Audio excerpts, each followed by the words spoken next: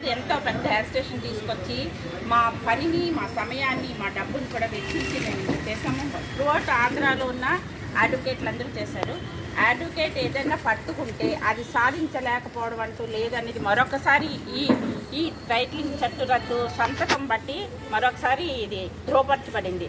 ఎందుకంటే గతంలో కూడా 1947 స్వతంత్ర సమరం నుంచి తీసుకుంటే ప్రతి ఇష్యూలో కూడా అడ్వకేట్ల తాలూకా హస్తం, ప్రతిభ, అడ్వకేట్ల తాలూకా పార్టిసిపెంట్స్ ఉండడం వలన ఎన్నో విజయాలు సాధించాము. అలాగే ఇప్పుడు కూడా ఈ టైటిలింగ్ యాక్ట్ విషయంలో మేము ఈ విజయం సాధించాం. ఈ విజయం మా ఒక్కదే కాదు, ఎందుకంటే ఇంత ప్రాణాంతకమైన చట్టాన్ని తీసుకొచ్చిన వైఎస్ఆర్సీపీ ఎవరి గోతిని వాళ్లే తవ్వుకున్నట్టు ఆ గోతిలో వాళ్ళు పడడం జరిగింది.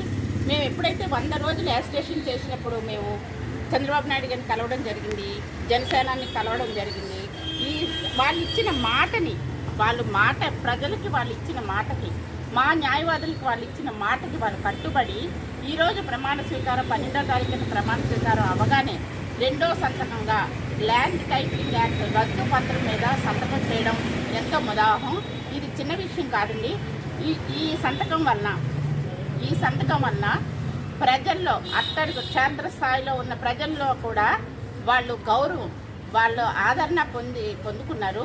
నిజంగా ఇది ఇంతమంది ప్రజల్లో వాళ్ళు మన నాయకులు ఎవరైతే ఉన్నారో చంద్రబాబు నాయుడు గారు కానీ, పవన్ కళ్యాణ్ గారు, బీజేపీ మన ప్రధాని నరేంద్ర మోదీ గారు, వీళ్ళందరూ చేసిన ఈ కృషి ప్రజల్లో ఇప్పుడే కాదు తరతరాలకి నిలిచిపోతారని నేను నమ్ముతున్నాను.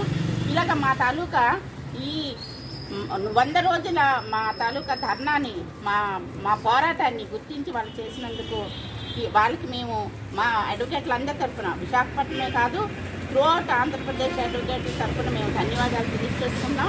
ఈ సంతకమైన సందర్భంగా మేమందరం ఆనందోత్సాహాలతో పొంగిపోతూ ఎక్కడ పడితే అక్కడ మేము ఈ ఉత్సాహాలు, సంబరాలు చేసుకుంటున్నాం. ఇప్పుడు గుడిపల్లి సుబ్బారావు గారు ఆధ్వర్యంలో ఈ కేక్ కటింగ్, ఈ సంతోష సంబరాలు చేసుకోవడానికి మాకు దొరికిన అవకాశాన్ని బట్టి మరొకసారి మా జనసేనాని పవన్ కళ్యాణ్ గారికి, టీడీపీ సీఎం మన చంద్రబాబు నాయుడు గారికి మరియు ప్రధాని మోదీ గారికి మేమందరం మనస్ఫూర్తిగా నమస్కారాలు తెలియజేస్తున్నాం.